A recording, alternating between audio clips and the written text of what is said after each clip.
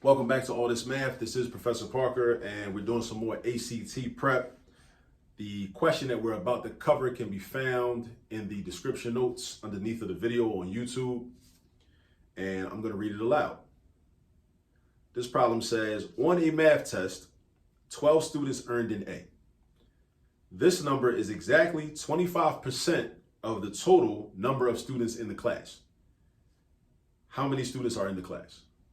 So this is a percentage question, right? So we got to understand percentages. We got to understand percentages as a concept. We got to understand how to solve percentage problems, how to calculate percentage problems, how to create equations, or how to figure out the answers to percentage problems. So there are 12 students that earned an A, and this number is 25% of the total number of students in the class. How many students are in the class? So from all of that, you should be able to create a simple, straightforward question. And this is what the question should be. 12 is 25% of what number? All of that can be condensed into that straightforward question. 12 is 25% of what number? 12 is 25% of what number? That's not a hashtag, that's a pound sign or a number sign, all right? 12 is 25% of what number? 12 students got an A. That number is 25% of the total students in class.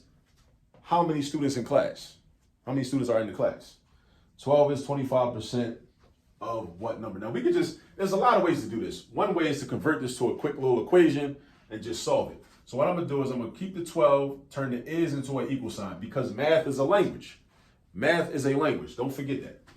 I'm gonna convert 25% into decimal notation, from percent notation to decimal notation. The word of means multiply, right? So I'm gonna use a dot for multiplication. And what number? That's gonna be X. So now I got a quick little equation that I can solve. I'm trying to solve for X. So how do I solve for X? I isolate X on the right-hand side of the equation. So that means I gotta get rid of something. I gotta get rid of this 0.25. How do I get rid of 0.25?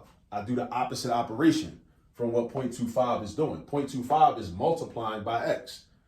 Multiplication is being shown. So I got to do the opposite. Ask yourself, what is the opposite of multiplying? It's dividing. Dividing is the opposite of multiplying. So that's what I need to do. On both sides of the equation. On the right side, divide by 0.25. On the left side, divide by 0.25. Boom, boom, they're gone. Equal sign, you left with an X. 12 divided by 0.25. 12 divided by 0.25. Think about 0.25 as a fraction. 0.25 is 1/4. So that's 12 divided by 1/4. 12 divided by 1/4. How do you divide fractions? Keep, change, flip is one way to do it, right? So instead of doing 12 divided by 1/4, that's the same thing as doing 12 times 4/1. Because when you flip, you take the reciprocal. What's the reciprocal of 1/4? Switch the numerator and denominator. Switch the numerator and denominator. Switch the numerator and the denominator. That's how you get a reciprocal, right? So it's 12 times 4. 12 times 4. 12 times 4 is, again, you got to know your multiplication facts. You got to know them. 48 equals X. So look, and this should make sense because 12 people in the class got an A.